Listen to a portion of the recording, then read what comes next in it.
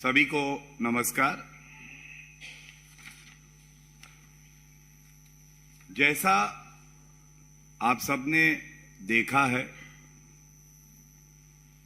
कुछ सप्ताह से भारतीय जनता पार्टी ने बहुत ही पुरजोर तरीके से जो अरविंद केजरीवाल की भ्रष्टाचारी सरकार का हर मंत्रालय में भ्रष्टाचार है उसको उजागर किया है। उसी क्रम में आज ये प्रेस वार्ता अहम बिंदु पे की जा रही है। ये अहम बिंदु है। आप जानते हैं कि जब कोई संवैधानिक पद पे हो या सम्मानित कानूनी पद पर हो, अगर अरविंद केजरीवाल के भ्रष्टाचार को आईना दिखा दे तो हल्की ओछी भाषा का प्रयोग करते हुए अरविंद केजरीवाल जो खुद एक संवैधानिक पद पर बैठे हैं उसको लव लेटर बता देते हैं। आज chief information commissioner Shri Uday महूरकर जी की एक चिट्ठी है जो कि अरविंद केजरीवाल की भ्रष्टाचारी सरकार का कच्चा चिट्ठा खोल रही है। और क्यों ये मामला गंभीर है मैं आपको बताता हूं। इसमें बिल्कुल स्पष्ट दिल्ली के एलजी को जो बातें कही गई हैं उसका सारांश में रख के इस प्रेस वार्ता को आगे बढ़ाऊंगा। आरटीआई एक्ट 2005 में आया और आरटीआई एक्ट का जो आत्मा थी वो ये थी कि जनता जो है वो जनार्दन है, उसे ये जानने का हक है कि कोई भी सरकार या पब्लिक बॉडी किस तरह से कार्य कर रही है, पारदर्शिता क्या है और चुनी हुई सरकारों की जवाबदेही तय होती है। ये जो पत्र है चीफ सेंट्रल इंफॉर्मेशन कमिश्नर का, इसमें बिल्कुल स्पष्ट लिखा हुआ है एक एक मंत्रालय जो दिल्ली सरकार के तत्वाधान में कार्य कर रहा है। हम उजागर कर चुके हैं किस तरह से एक्साइज डिपार्टमेंट में एक्यूज नंबर 1 मनीष सिसोदिया घोटाला करते हैं। हमने दिखाया ट्रांसपोर्ट डिपार्टमेंट में जो लो फ्लोर बसेस आनी थी उसके टेंडर में घोटाला होता है। पीडब्ल्यूडी अगर बच्चों की पढ़ाई के लिए क्लासरूम बनाता है तो टॉयलेट को भी क्लासरूम में गिन लेता है। जनता जवाब मांगने जाती है और अरविंद केजरीवाल की सरकार की जिम्मेदारी है कि वो जवाब दे। वो क्या करती है मैं आपको दर्शाता हूं।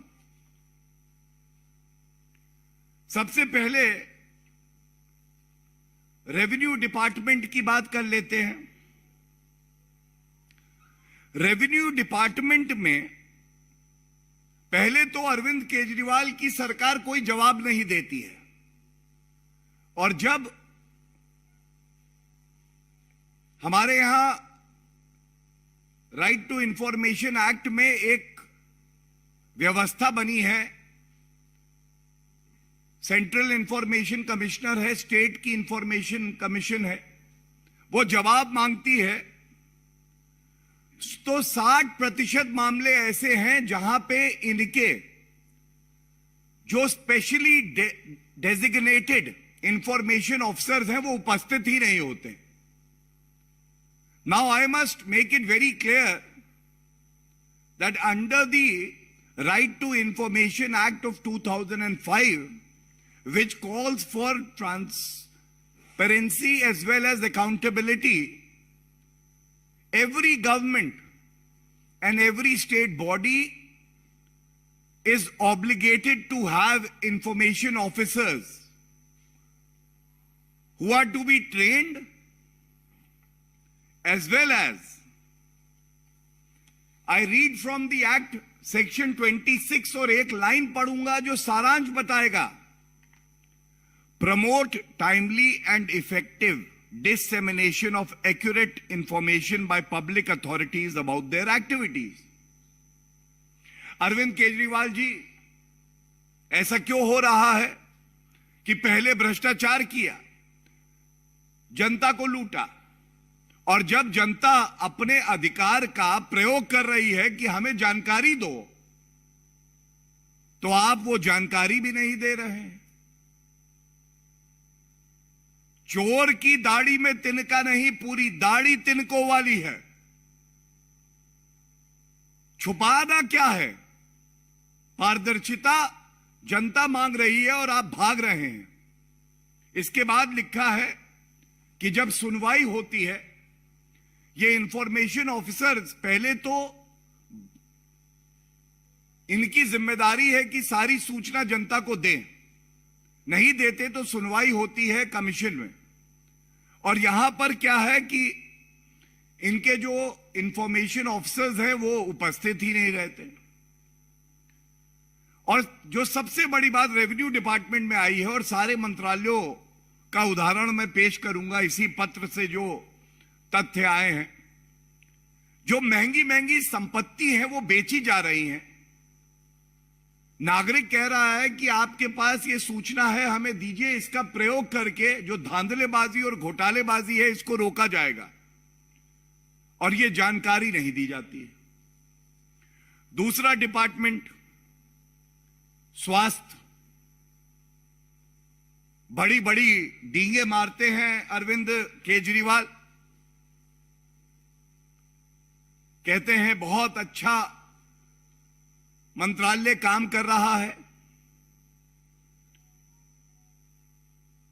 स्वास्थ्य मंत्रालय में यह बिल्कुल स्पष्ट लिखा है कि जो बड़े अस्पताल हैं और निजी अस्पताल हैं, उनके मालिकों से अरविंद केजरीवाल की बड़ी गहरी दोस्ती हो गई है. यह कानून है कि अगर आप सब्सिडाइज रेट पर सहूलियत लेते हैं सरकार से, तो आप, एक वर्ग है समाज का जो पिछड़ा वर्ग है, जो गरीब है, इकोनॉमिकली वीकर सेक्शन, उसको मुफ्त में इलाज देंगे. और मैं आपको बिल्कुल स्पष्ट इस चिट्ठी में से दिखाता हूं ये क्यों इतनी गंभीर बात है. ऐसे अस्पताल हैं जिनको गरीबों का इलाज मुफ्त करना है. 1500 करोड़ रुपए, 1500 करोड़ का इलाज मुफ्त करने के लिए ये बाध्य हैं, लेकिन इलाज मुफ्त हुआ नहीं गरीब का. और जब जनता जाके कह रही है कि आरटीआई लगा के हमें बताइए, सस्ती आपने सुविधाएं इनको दी हैं, ये क्यों नहीं इलाज करते गरीब आदमी का, तो क्या मिलता है? अरविंद केजरीवाल नील बटे सन्नाटा, ठेंगा दिखाते हैं, कहते हैं जानकारी मैं दूंगा नहीं, जो करना है कर लो. तो भारतीय जनता पार्टी ने भी शपथ ली. आप अपना चरित्र दिखा रहे हैं ठगी कर कर. भारतीय जनता पार्टी समर्पित है, मुद्दे उठाएगी, पुरजोर तरीके से उठाएगी, तथ्यों के आधार पर उठाएगी, और आपको भागने नहीं देगी. यह संकल्प है हमारा. और अरविंद केजरीवाल जी, चाहे स्वास्थ्य का मंत्रालय हो, चाहे आबकारी नीति हो, या कोई भी ठेका अगर देना हो, तो उसमें पहली बात पारदर्शिता नहीं होती है, दूसरी बात जवाबदेही नहीं है, तीसरी बात अरविंद केजरीवाल के मित्र आज सारे के सारे धन्ना सेठ जो उनकी तिजोरी भरते हैं वो हैं. आम जनता की सुध लेने का समय अरविंद केजरीवाल जी के पास नहीं बचा है। और इसी के साथ जो बड़ी बात आज यहां से उठाना चाहेंगे, आज क्यों ऐसा है अरविंद केजरीवाल जी, आपका चाल चलन इतना बिगड़ गया है। दिल्ली हाईकोर्ट आपको फटकार लगा के कहता है आपके मंत्री 5 महीने से, जिनको आप कट्टर ईमानदार बता रहे थे, वो कट्टर बेईमान निकले, बेल नहीं हुई, उनको हटा दीजिए। आप नहीं हटाते। आप जो फाइलें एलजी साहब के दफ्तर जाती हैं उस पर हस्ताक्षर नहीं करते हैं। ये डर क्या है? चोरी पकड़ी ना जाए, भ्रष्टाचार पकड़ा ना जाए, इसीलिए जनता कह रही है कि आप कट्टर बेईमान हैं। हमने देखा किस तरह से इस पत्र में भी बताया है, रेवेन्यू डिपार्टमेंट और पीडब्ल्यूडी डिपार्टमेंट में टेंडर में घोटाला होता है। ये जो घोटाला हुआ, इससे पहले भी हमने देखा कि जब टेंडर दिए गए तो अपने ही पार्टी के लीडरों को टेंडर दिए गए, ठेके दिए गए। जानकारी जनता मांग रही है, आप दे नहीं रहे हैं। जब संवैधानिक पद पे बैठा व्यक्ति आपसे कहता है कि आपके सरकार चलाने में घोटाले ही घोटाले नजर आ रहे हैं, तो आप उसे लव लेटर बता देते हैं। जब भारतीय जनता पार्टी तथ्यों के आधार पर आपसे सवाल पूछती है तो आप इधर उधर की बात करने लगते हैं, न्यूयॉर्क टाइम्स के बारे में बात करने लगते हैं। और ये कहना आज गलत नहीं होगा, ये पंक्तियां अरविंद केजरीवाल पे बहुत सही बैठती हैं। खुद तो मंत्रालय लिया नहीं आपने, मंत्रालय गुल, भ्रष्टाचार फुल। मैं खुद मंत्रालय नहीं लूंगा, मैं तो किंग पिन हूं, मेरे इशारे पे भ्रष्टाचार होगा। Excise, transport, name the department and I show you the corruption. Arvind Kejriwal की नई लाइन है, मंत्रालय गुल, भ्रष्टाचार फुल। हस्ताक्षर नहीं, भ्रष्टाचार हर कहीं। हस्ताक्षर नहीं करे लेकिन भ्रष्टाचार हर जगह है।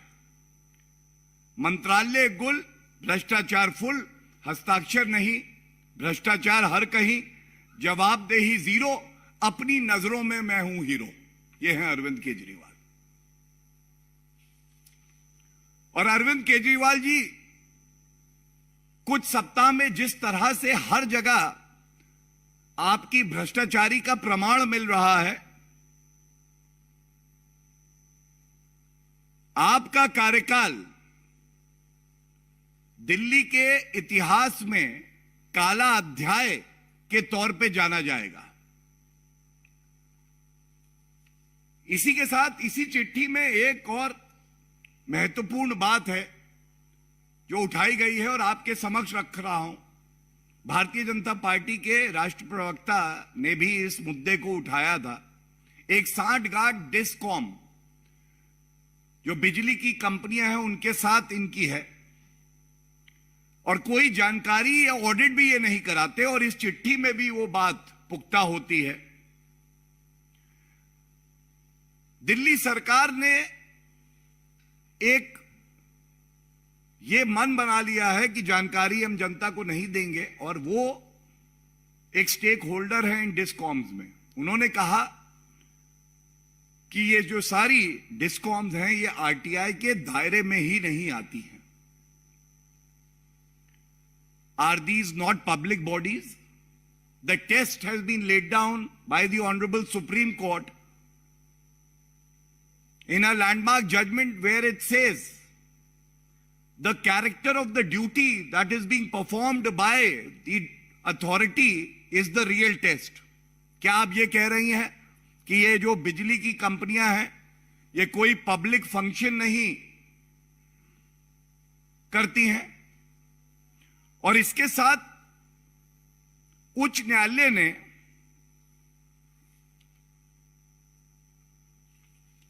एक स्टे दिया जिसपे दिल्ली सरकार को पुरजोर तरीके से कहना चाहिए था कि नहीं, हम पारदर्शिता के तरफ खड़े हैं, हमारी जवाबदेही है, जनता पूछेगी, हम सवाल देंगे, तथ्य बताएंगे। लेकिन वो ऐसा नहीं करती है। ये दिल्ली हाईकोर्ट इस पे रोक लगाता है। और सर्वोच्च न्यायालय का एक और बड़ा महत्वपूर्ण फैसला है जिसमें कहा गया है कि अगर 6 माह से ज्यादा कोई रोक कोई भी न्यायालय लगाती है, स्टे लगाती है, और वो एक्सटेंड नहीं होता तो वो अपने आप खत्म हो जाएगा, इट विल बी वेकेटेड। लेकिन इस चिट्ठी में स्पष्ट लिखा हुआ है कि जब जनता प्रमाण, तथ्य और मुश्किल सवाल उठा रही है, तब अरविंद केजरीवाल की सरकार यह कहने की बजाय कि हां यह रोक अब खत्म हो गई है, हम सूचना देंगे, कह रही है दिल्ली हाईकोर्ट ने रोक लगाई हुई है। ये क्या दर्शाता है? यह दर्शाता है कि अरविंद केजरीवाल जी जो सारी भ्रष्टाचार की कालक आपने इकट्ठी कर रखी है, आप नहीं चाहते कि वो सार्वजनिक हो। आप जनता के सवालों से डरते हैं। और चुनौती देता हूं मैं आपको इस मंच से, आप सुन रहे होंगे ये प्रेस वार्ता, कि आप जो विभिन्न मुद्दे इस पत्र के माध्यम से सेंट्रल इंफॉर्मेशन कमिश्नर ने इंगित किए हैं, जो हम लोगों ने उठाए हैं, उसका उत्तर देंगे। Don't treat this as a love letter. This is a letter which is asking you to be accountable and show that your government is transparent and it answers the queries of the people of Delhi. You have failed miserably earlier. And today, yet again, it will not be wrong to say that Arvind Kejriwal is violating the oath he took under the Constitution of India to preserve and protect the laws of the country. You are violating the Right to Information Act with impunity because you are afraid that your corrupt deeds will come out in the open, and it seems you have zero answers, and you have deprived the citizen of their right to information that is guaranteed to them. Thank you. If there are any questions, I'll take that.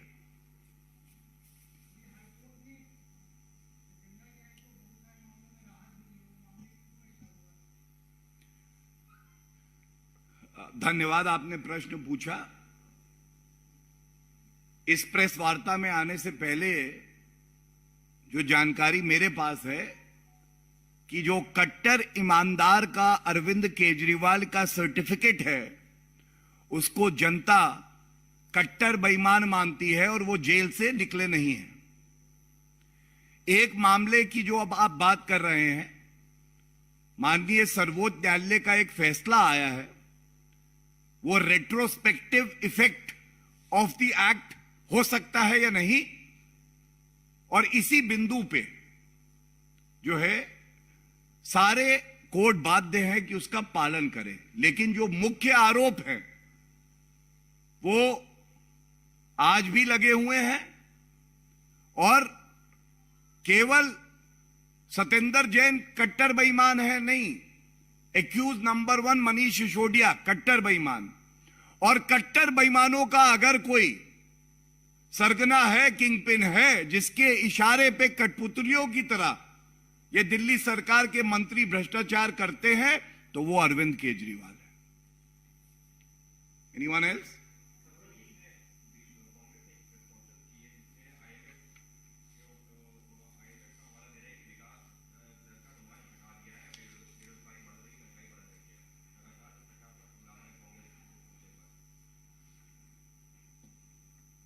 The problem with the Congress party is that it feels just because Congress party is diminishing, India is not doing well. Congress party की परेशानी यह है कि क्योंकि Congress party में खुद अंदरूनी विस्फोट के कारण एक घटती हुई कांग्रेस है, तो उनको ऐसा लगता है कि भारत की अर्थव्यवस्था कमजोर हुई है और बड़े जिम्मेदारी से डंके की चोट पे कहता हूं, किसी भी विश्व प्रसिद्ध एजेंसी की रिपोर्ट निकाल लीजिए, जितनी बड़ी अर्थव्यवस्थाएं हैं, सबसे बेहतर अगर विकास दर किसी अर्थव्यवस्था की है तो वो भारत की है। ये तथ्य कांग्रेस पार्टी ना देखना चाहती है ना बताना चाहती है।